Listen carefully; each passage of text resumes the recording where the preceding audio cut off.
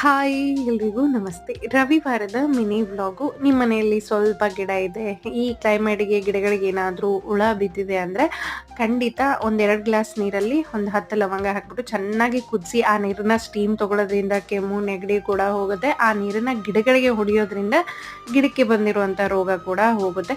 ಸ್ವಲ್ಪ ಸ್ವಲ್ಪ ಗಿಡಗಳಿದ್ದಾಗ ನಾವು ಹೋಗಿ ಔಷಧಿ ತೊಗೊಂಡು ಬಂದು ಹೊಡಿಯೋಕ್ಕಾಗಲ್ಲ. ಈ ಥರ ಮಾಡೋದ್ರಿಂದ ಆ ಚಿಕ್ಕ ಚಿಕ್ಕ ಹುಳ ಎಲ್ಲ ಏನು ಬಿದ್ದಿರುತ್ತೆ, ಬೂಜ್ ಅಂತ ಏನಿರುತ್ತೆ ಅದೆಲ್ಲನೂ ಹೋಗುತ್ತೆ. ಇನ್ನು ಸಂಡೇ ಆಗಿರೋದ್ರಿಂದ ಸ್ಪೆಷಲ್ ಒಂದು ಪನ್ನೀರ್ ಪರಾಟ ಮಾಡ್ತಾ ಇದ್ದೀನಿ. ವೈಶುಗೆ ಮನೇಲಿ ತುಂಬಾನೇ ಇಷ್ಟ, ಪನ್ನೀರ್ ಐಟಮ್ ಏನೇ ಮಾಡಿದ್ರು ಅವಳಿಗೆ ತುಂಬಾ ಇಷ್ಟ ಆಗತ್ತೆ. ಹಾಗೆ ನೈಟ್ ಊಟಕ್ಕೆ ಅಂತ ಹೇಳ್ಬಿಟ್ಟು ನಾನಿಲ್ಲಿ ಬೇಳೆ ಸಾರು ಮತ್ತೆ ಜೋಳದ ನುಚ್ಚಿನನ್ನ ಮಾಡ್ಕೊಳ್ತಿದ್ದೀನಿ. ಚಳಿಗಾಲಕ್ಕೆ ಒಂದು ಕಂಫರ್ಟಬಲ್ ಫುಡ್ ಅಂತಾನೆ ಹೇಳ್ಬೋದು. ತುಂಬಾ ಬೆಚ್ಚಗಿರುತ್ತೆ, ಒಳ್ಳೆ ನಿದ್ದೆ ಬರುತ್ತೆ. ಸೊ ಈ ಚಳಿಗಾಲಕ್ಕೆ ನಿಮ್ಮ ಫೇವ್ರೇಟ್ ಫುಡ್ಡು ಅಥವಾ ಫೇವ್ರೇಟ್ ಊಟ ಯಾವುದು ಅಂತ ಹೇಳ್ಬಿಟ್ಟು ಕಾಮೆಂಟ್ ಮುಖಾಂತರ ತಿಳಿಸಿ. ನೈಟ್ ಊಟ ಕೂಡ ರೆಡಿ ಆಯಿತು. Please subscribe. Thanks for watching.